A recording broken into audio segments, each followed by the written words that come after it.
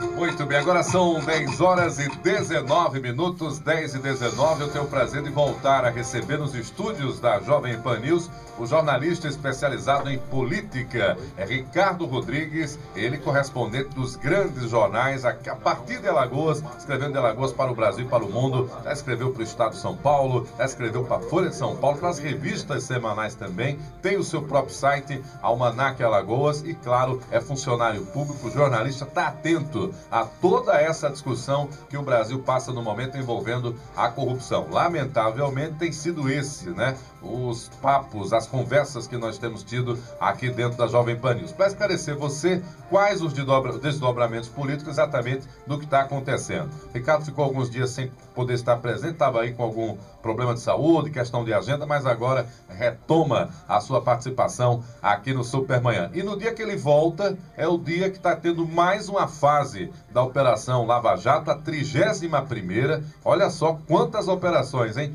A 31ª acontecendo na manhã de hoje. Para um dos presos, já estava preso, é ex-tesoureiro do PT, é o Paulo Ferreira, está investigado na Lava Jato, mas já estava preso por outra operação desencadeada na semana passada também pela Polícia Federal. Não tem fim essa corrupção, Ricardo? Bom dia.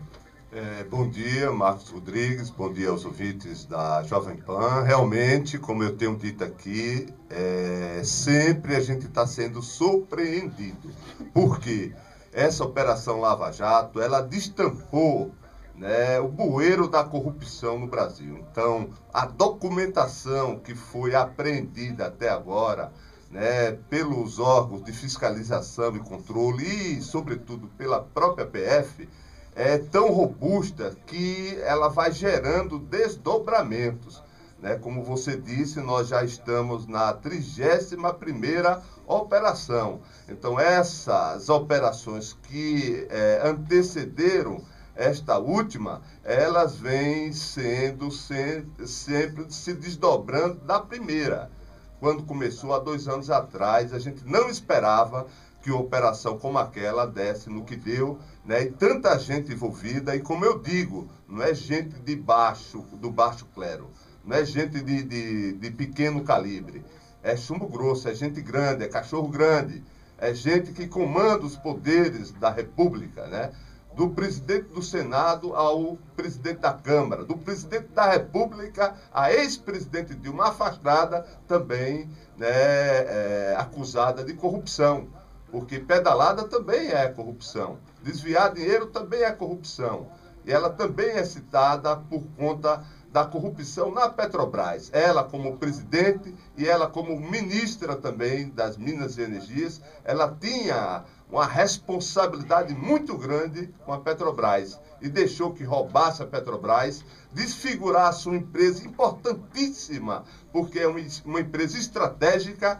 Ela é tão importante que ela gera um desenvolvimento para o país, de forma que o país, com a empresa da Petrobras funcionando como deve funcionar, ele só tem a crescer. E ele vem entrando em crise, ele está sofrendo por conta da corrupção na sua principal empresa. Isso tem a responsabilidade direta do PT, do Partido dos Trabalhadores, que estava no comando do país, de parte significativa do PMDB, porque era o vice que estava lá junto com ela, e ele também assinou decretos fraudados, né, e sem autorização do Congresso. Então, ele também está sendo investigado. O senhor Michel Temer não tem nenhuma autoridade para estar na presidência da República, mas está, porque conspirou contra a parceira dele, entendeu? E tomou o lugar dela. O poder pelo poder, como eu tenho dito aqui. Entendeu? Então, que isso tudo sirva de lição para que a população, né, observe quem são os políticos, quem são essas pessoas sendo acusadas, né, muitas já respondendo, né, como réus, outros já presos, que nem esse tesoureiro agora do PT, que ninguém sabia direito que ele era tesoureiro, porque até então era o Vacari. Eu achava que era só o Vacari, né? Que ele já era o suplente e caiu também, né? Veio esse Paulo Ferreira também, e sempre quando tem corrupção envolvendo os partidos, envolve os tesoureiros, porque são eles que fraudam, né, a contabilidade, né, do partido para poder... quem tem contato com o lado sujo, né, o da propinagem. Da propinagem para poder burlar as leis e apresentar relatórios e contabilidade à Justiça Eleitoral completamente fictício, né, fraudado. Legalizar a fraude. É por isso que eu observo, e eu já falei aqui outra vez, que a população brasileira ela precisa de uma explicação da Justiça Eleitoral. A Justiça faz muita propaganda para pedir para que as pessoas se alistem, né, façam o seu título para poder votar e participar das eleições. Faz muita propaganda dizendo da importância do eleitor, da importância do voto, mas ela precisa explicar por que se transformou numa grande lavanderia de dinheiro roubado. Porque a boa parte desse dinheiro desviado pelos partidos, eles foram justificados como recebidos e usados na Justiça Eleitoral. E que contabilidade é essa? Que passa pela Justiça... É aprovada. É aprovada diante de técnicos preparados, entendeu? E que não passaria na contabilidade de um botequim, que é entrada e saída, a coisa mais simples que a pessoa faz. Quanto é que você tem em caixa no dia que você abre o botequim e quanto é que você tem em caixa na hora que você fecha o botequim. Entendeu? Se você tem mais, é porque você vendeu algum produto. Se você tem menos, é porque você não vendeu e ainda subtraiu do caixa. Então, isso é simples. Então, por que a Justiça Eleitoral se deixou enganar pelos partidos? Todas as eleições, Marcos Rodrigues, de 2014, praticamente todas foram fraudadas. Foram corrompidas pelo dinheiro desviado da Petrobras.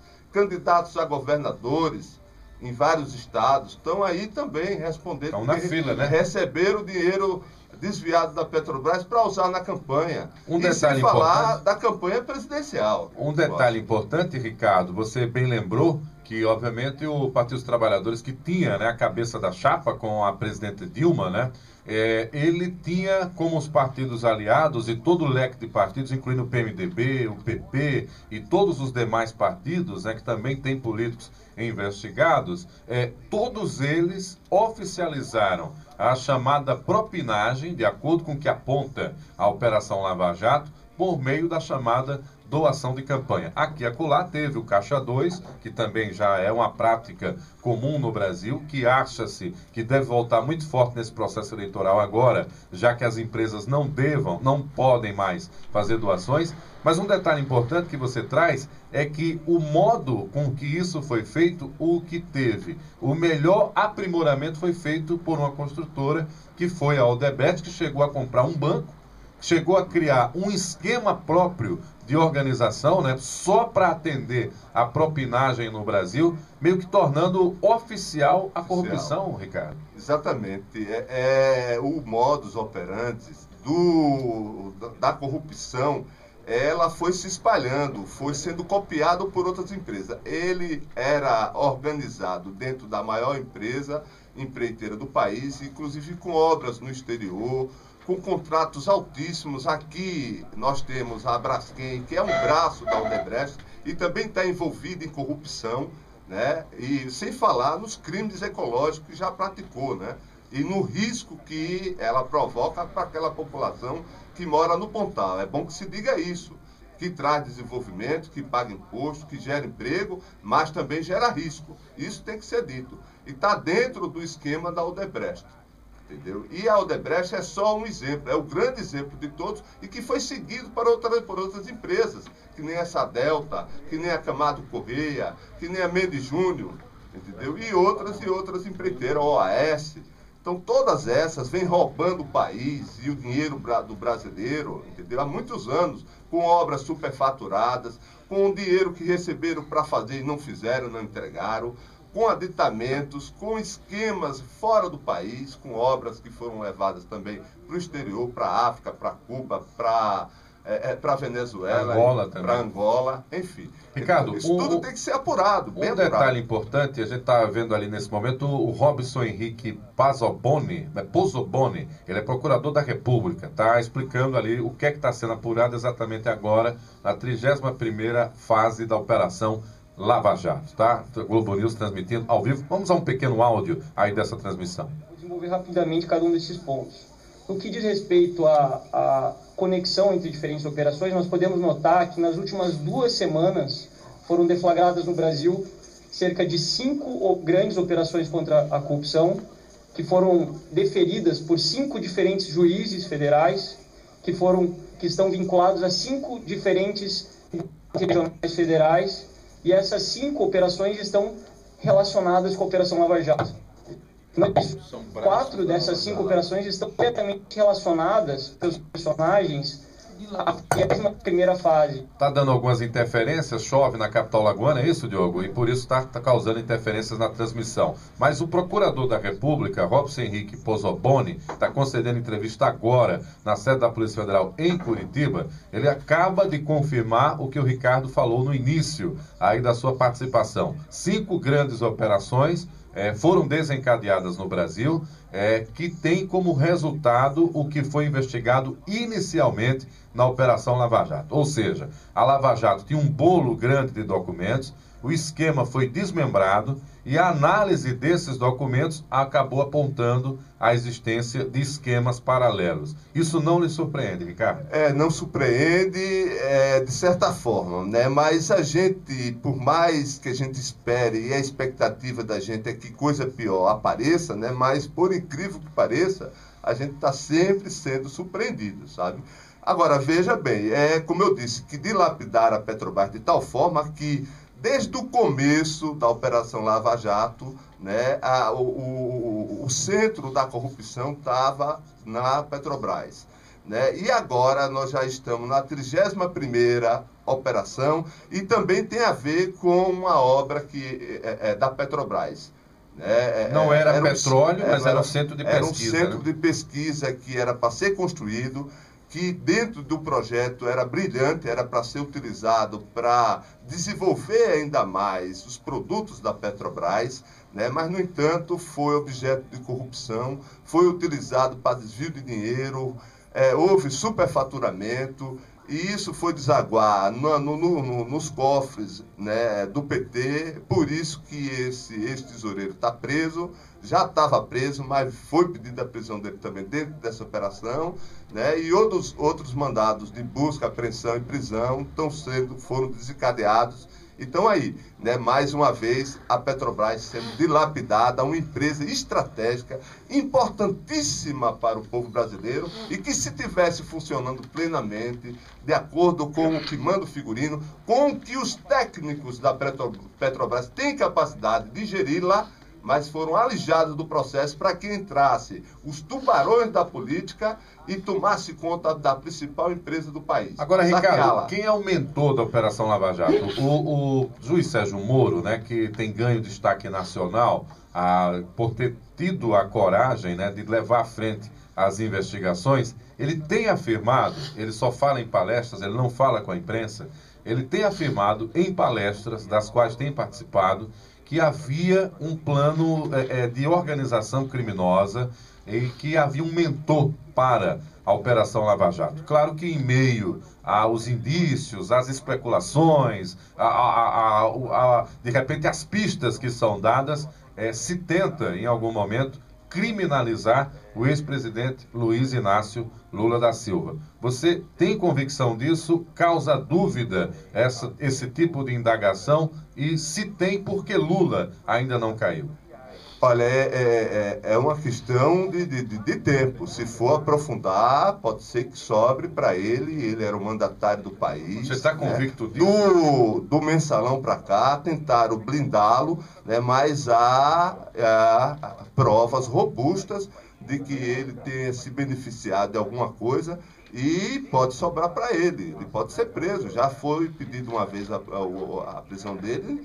E não seja surpresa se isso acontecer. Mas não foi na Lava Jato, foi no caso do sítio, né? Mas tem desdobramento também. Tanto é que aquela questão do apartamento e do sítio que ele recebeu, isso é fruto... O apartamento do Guarujá. A cobertura do Guarujá. Isso é fruto de um esquema maior. Lógico que ele recebe uma coisa aqui, outra ali, e vai se somando, né, diante de tudo que ele está envolvido. Então, na sua avaliação, você não descarta a possibilidade de chegar o Lula e do Lula ser preso, inclusive? Inclusive de ser preso. né? E hoje preso de uma forma vergonhosa. O maior líder popular do Brasil. É diferente da prisão que ele teve na época da ditadura. Bom que se diga. Naquela época ele estava defendendo os trabalhadores, o direito de greve dos metalúrgicos de São Paulo. Ele era presidente dos sindicatos metalúrgicos de São Bernardo do Campo. É diferente. Ali ele era um grande líder até então. Entendeu? Por mais que a galera ainda, dos operários, ainda questionasse a idoneidade dele como sindicalista, porque eu ouvi isso em São Paulo de alguns operários, entendeu? Mas ele ainda tinha uma credibilidade muito grande, foi preso por perseguição, num ato da ditadura, numa arbitrariedade. Naquela época, o então senador Teotônio Vilela, né, o Menestrel, foi a São Paulo para soltá-lo, para visitá-lo no cárcere, lá no DOPS. Pai do Teotônio Vilela, né? Ou então senador Teotônio Vilela. Menestrel das Alagoas, né? O senador Teotônio Vilela, pai do ex-governador Teotônio Vilela. Pois bem, ele foi. Aquilo ali, eu era estudante de São Paulo, aquilo parou o centro de São Paulo, naquela região da Consolação, entendeu? O dia da visita. Foi, o dia da visita. Estava tudo cercado, chovendo. Teotônio Vilela chegou num carro junto com a comitiva, saiu debaixo de chuva do carro para entrar. A imprensa do lado de fora não podia entrar. De longe, os caras com máquina bateram as fotos. Depois foram para os jornais. Essas fotos fazem parte da história. Então o Lula ali era diferente. Hoje o Lula é outro. O Lula do poder, que se associou a tudo que não presta no país, foi também vítima dessas associações mal feitas, dessas alianças, dessa gama de partidos que ele chamou para apoiá-lo, e quando ele chegou à presidência da República, ele não fez um marco. Ele não disse para esse partido que a partir dali acabou a corrupção. Tinha acabado a corrupção. Agora, a gente está obviamente dentro de um nível de especulação que se baseia nos dados, né, apurados até então pela Polícia Federal, e para você que ligou o rádio agora, eu estou aqui em estúdio com o jornalista Ricardo Rodrigues, inclusive o nosso ouvinte mó, o professor André Cabral, disse aqui, bom dia para os Rodrigues, né? Está mandando um bom dia também para você, André. Professor André, sempre elogiando aqui a qualidade do debate. Eu estou falando do Lula, e nós falamos do Lula, em função das especulações. Obviamente há um interesse nesse momento em sepultar a figura política do Lula, porque ele ainda aparece no inconsciente popular e nas pesquisas como um eventual candidato forte para 2018. E a Dilma já declarou que o apoiaria em 2018. Antes disso, tem a figura do presidente da Câmara, Eduardo Cunha, tão poderoso quanto outras lideranças do PT, também citado em outros desdobramentos da Operação Lava Jato, mas ainda não foi preso e luta para se manter na Câmara. O Cunha escapa? Olha, se escapar é uma falha muito grande do sistema, né? Ele já era para estar preso, né? Era para estar preso, condenado, talvez pagando caro tudo que ele roubou do país, né? E ele mandou lá para o exterior.